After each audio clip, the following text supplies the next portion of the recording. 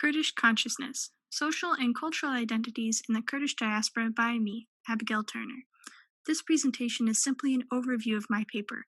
I cover the main findings here, but if you want to learn more, please read my paper. First, the introduction.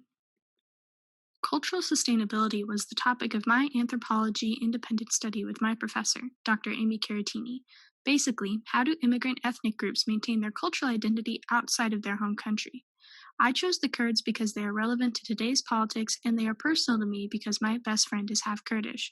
So I grew up learning about Kurdish culture from her mom, who is Iranian Kurdish. I also lived in Turkey for 3 years. I was in middle school at the time, so I didn't understand the politics then, but looking back, I was able to understand the continued persecution and geopolitical turmoil of the Kurds in Turkish Kurdistan and the rest of Kurdistan. And that's the Kurdish flag. Now, a little brief history. Origins. Where is Kurdistan? Kurdistan is the mountainous region between the borders of Turkey, Syria, Iraq, and Iran. Those mountain ranges are the Taurus and Zagros Mountains, which have been the Kurds' stronghold and refuge from other empires and countries for thousands of years. Who are the Kurds? The Kurds aren't Turks or Arabs, but they aren't fully Persian either. The Kurds are theorized to have descended from an ancient Persian tribe called the Medes, who were around from 728 to 550 BCE. But since they lived in the secluded mountains, Kurds developed separately from other Persians. Below is a picture of the Taurus Mountains and a map of Greater Kurdistan. Major challenges to Kurdish culture. Kurds are one of the few large majority ethnic groups without a homeland. They have been occupied, invaded, and oppressed from the 7th century till today. Some of the main invasions were the Islamic invasion, the Mongol Empire, the Ottoman Empire, and the Persian Safavid Empire. During the 19th and 20th centuries is when the creation of nation-states occurred, and this is where Kurdistan's modern conflicts come from. In 1915, Britain and France wrote the Sykes-Picot Agreement, which allowed for the Middle East to be carved into European spheres of influence. This allowed for the Kurds to be ignored and divided by colonial powers. The 1923 Treaty of Sevres allowed for a referendum for Kurds to decide what to do about their homeland. Turkey rejected the Treaty of Sevres to create the Treaty of Lausanne, where the referendum was written out. Genocide, ethnocide, and discrimination. All of the countries in Kurdistan had some form of forced assimilation to erase Kurdish culture.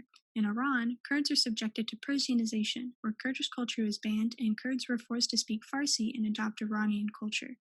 In Iraq, there is Arabization, the same concept as Persianization. From 1986 to 1989, under Saddam Hussein, there was the Anfal campaign, which was a genocide that killed between 100,000 to 180,000 Kurds through chemical attacks, mass executions, and more.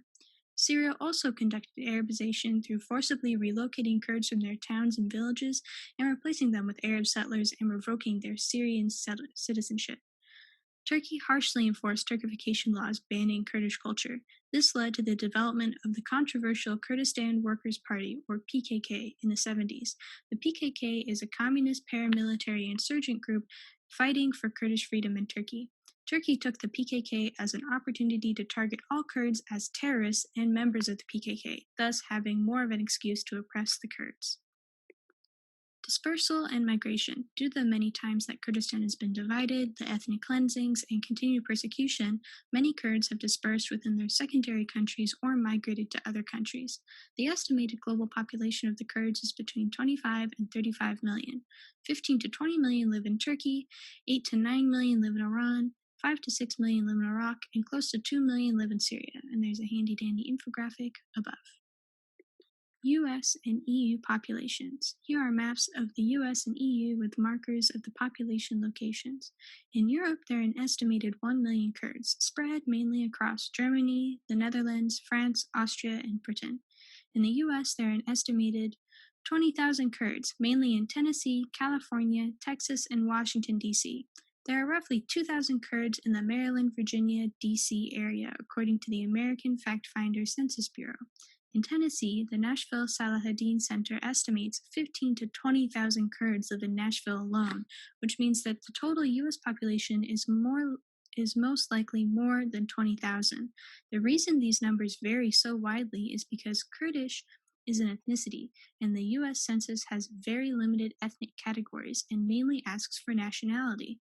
Another reason is because they are counted by language speakers rather than purely as an ethnic group. The US Census is every 10 years, and a lot of recent conflicts in and around Kurdistan have caused heightened migration that currently have not been counted. My research question is: how do Kurds maintain their culture within a history of continued persecution and in the context of migration? I chose this question because the Kurds have been through so many conflicts: genocide, forced assimilation, persecution, oppression, but they still maintain their culture at home. So, how do they maintain it abroad? My methods. Re- My methods. I did anthropological fieldwork such as participant observation at the Middle East Institute's Speaking Across Mountains Contemporary Kurdish Art exhibit and interviews with Kurds about their experiences. I interviewed 5 Kurds and analyzed the interviews to draw anthropological connections. Then, once the paper was finished, I sent it back to the people I interviewed. I called them my research collaborators, and I had them give me feedback to make sure that what I wrote was accurate. Research collaborator interviews. I picked a random sample of 5 Kurds, the only caveat being that I wanted to interview a Kurd from each country in Kurdistan. So, a Kurd from Iranian Kurdistan, a Kurd from Syrian Kurdistan, etc. I created an interview schedule which asked about ethnic identity, nation state identity, immigrant identity, and how those identities interact with each other. I interviewed Mr. Kani Kulam from Turkish Kurdistan. He has lived in the U.S. since 1972 and is the director of the American Kurdish Information Network, a nonprofit organization which promotes understanding between the U.S. and Kurdistan. I interviewed Mr. Karwan Zabari from Iraqi Kurdistan. He has lived in the U.S. since 1996 and is the Director of Policy and Advocacy at the Kurdistan Regional Government Office in D.C. I interviewed Ms. Samira Gaderi from Iranian Kurdistan. She has lived in the U.S. since 1994 and is an immigration lawyer and the head of her own law firm in D.C. I interviewed Mr. Lukman Ahmad from Syrian Kurdistan. He has lived in the U.S. since 2010 and is a contemporary Kurdish artist, musician, and journalist for Voice of America. I interviewed Mr. Arash Saleh from Iranian Kurdistan. He has lived in the U.S. since 2012 and represents the Democratic Party of Kurdistan, Iran, in Virginia. Atlas TI codes. After the incredibly tedious transcription process, I use Atlas TI, a qualitative analysis program, to analyze my interviews. I created codes for themes and topics which came up in the interviews.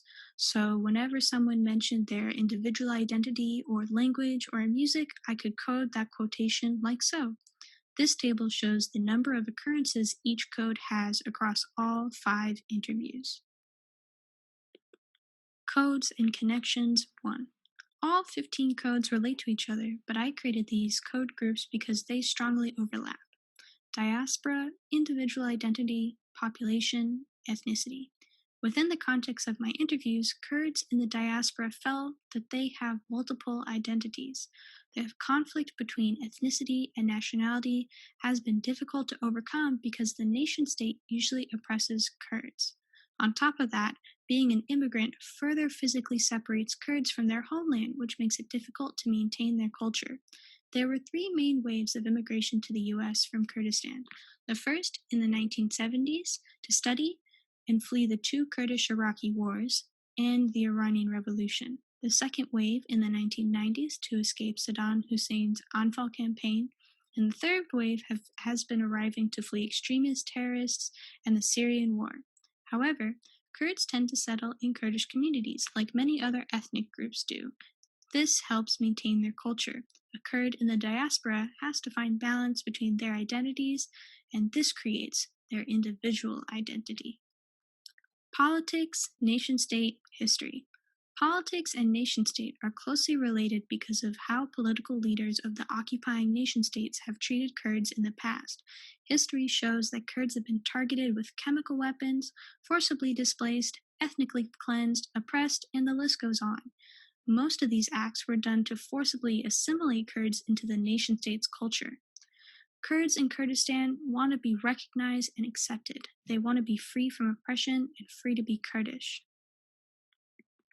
This quote by Ms. Samira Gaderi exemplifies her individual identity conflicts. Quote, there is this quote actually from one of my favorite authors, and she says how, quote, you are too foreign for back home, but you are too foreign here, end quote. And I totally connect with this because that is exactly how I feel. because the things that are really acceptable here are super bizarre back home, and the things that are really acceptable back home are super bizarre here. So it's like take and give, but it still has its advantages in the sense that I get to pick and choose the good qualities from both sides, and I can take advantage of both. End quote. Codes and connections too. Music, literature, and language. For many Kurds, music and literature go hand in hand in terms of cultural identity. Historic folk songs, lullabies, bedtime stories, and detailed poetry all rely on Kurdish language. In 1988, during Saddam's Anfal campaign, he launched an attack on Halabja, a Kurdish town, killing 5,000 Kurds, including women and children, and injuring 10,000. Kurds all over Kurdistan have memorial services on Halabja's anniversary to honor the victims. Halabja has had a major cultural impact with songs, poetry, and art being made about it. All forced assimilation practices had linguistic genocide as a part of their campaigns. In Turkey, speaking Kurdish was banned and criminalized until 1981, but it was still banned in schools as of 2018, and there is severe stigma today against speaking it in public. In Iran, Kurds are allowed to speak Kurdish in public, but Farsi is the official language, so, quote, institutional dominance, unquote, is given to Farsi. This same concept can be applied to Iraq, Syria, and Turkey. Collective identity, culture, struggle, home. Collective identity is a main part of Kurdish culture. It can be hard to separate the two, but I see culture encapsulates collective identity. Kurdish culture is made up of music, literature, history, food, traditions, etc., but the community and the strength of that community are what really holds Kurds together. One of the main things that give Kurds a strong collective identity is struggle. According to my interviews, nearly every research collaborator agreed that the main connection between Kurds is shared suffering. Struggle and collective identity are deeply intertwined. Home fits into this constellation because a home is what the Kurds have been suffering to obtain, their independent homeland, their sovereign country, for centuries. This quote from Mr. Karwan Zabari explains his connection with Kurds through struggle. Quote, I think that it's the persecution. I think that it's the history, but also the tolerance. Specifically, what connects us together is the suffering the Kurdish have gone through. And when people suffer, you tend to stick together. Saddam had a heavy hand of ethnic cleansing and wanted to get rid of the Kurdish identity and the Kurdish people completely. It actually had the opposite effect. The more he persecuted the Kurds, the more the Kurds were united. The more we stuck together, the more we cared for each other, and the more connected to each other we were. End quote. Anthropological interpretations. Community of practice. A community of practice is a group of people who share passion and work together to better their skills in that passion. A community of practice requires certain factors to qualify as a community of practice: the environment, how people become members in the community, and what it means to be a member of the community. There are three things which contribute to the Kurdish community of practice: the environment of the diaspora, becoming a member through renegotiating social norms, and finding agency for self-expression through membership. The environment of the diaspora is where we see performance culture based on the social norms of the community of practice. What this means is that the performance culture, or the everyday words and actions that reflect Kurdish culture, also reflects the social norms of their environment. Social norms such as not speaking Kurdish outside the home because that can lead to social and legal consequences in the countries of Kurdistan. However, these social norms are constantly renegotiated by members of the community of practice to become, let's say, resisting nation-state oppression through activism versus accepting defeat. A Kurd becomes a member of the community of practice by being passionate about Kurdish history and culture and is able to renegotiate their own social norms and thus find the agency or the ability to express themselves as a Kurdish person. Communitas. Communitas is where all members of a community, in this case a community of practice, are equal and share a common experience as a rite of passage to become a member. Kurds develop a shared sense of intimacy in the diaspora, regardless of geographic distances that separate them from one another. With communitas, the idea is that members of a community are in the process of finding and negotiating their mutual understanding of the social norms. Kurds negotiate the intimacy of liminality, the space between phases. The phase before was the attachment to the memory of the Kurdish homeland, before borders. The next phase is creating Kurdish homeland, the final phase.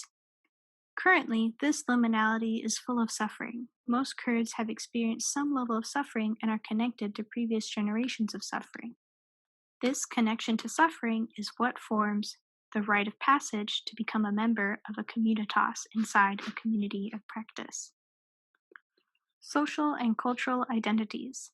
The ethnoscape, or the ethnic landscape, of the Kurdish diaspora splits Kurds' personality into 2 to 3 main identities: ethnic identity, nation-state identity, and sometimes immigrant identity. For Kurds in Kurdistan, the 2 main identities would be ethnic and nation-state, like Iranian Kurdish, for example. Their agency to be Kurdish and express Kurdish culture is oppressed by the hegemonic discourse of the Iranian nation-state. A Kurd in the diaspora may have 3 identities: their ethnic identity, their nation-state identity, and their immigrant identity. A century of suffering has been imbued in Kurdish culture, in their music, literature, history, collective identity, etc. Kurds in the diaspora know this as well because they share ethnic communitas regardless of geographic location. Conclusion. Kurds maintain their culture through a history of continued persecution within the context of migration by remembering the struggles they have survived and continue to celebrate and raise awareness for their culture and people and communities. By imbuing their culture with their history, Kurds can pass their survivorship down to the next generation and maintain their collective ethnic identity. To be a survivor of suffering is the main pillar of Kurdish ethnic identity. Tolerance and empathy are key characteristics as well. Savas Boyraz, a Kurdish artist, created this photograph of a smashed-in door in front of a beautiful mountain backdrop. The door was destroyed by Turkish police during the Kurdish rebellion and Turkish police clashes of 2015 to 2016. Kurds were forced to flee from the fatal persecutions by the Turkish government. In the context of this paper, the battered door symbolizes both the hardships Kurdish people had survived and the unrelenting strength of their culture. The door is still there, standing in front of the serene, indomitable Kurdish mountains. If you want to learn more, please read my paper, and thank you so much for watching.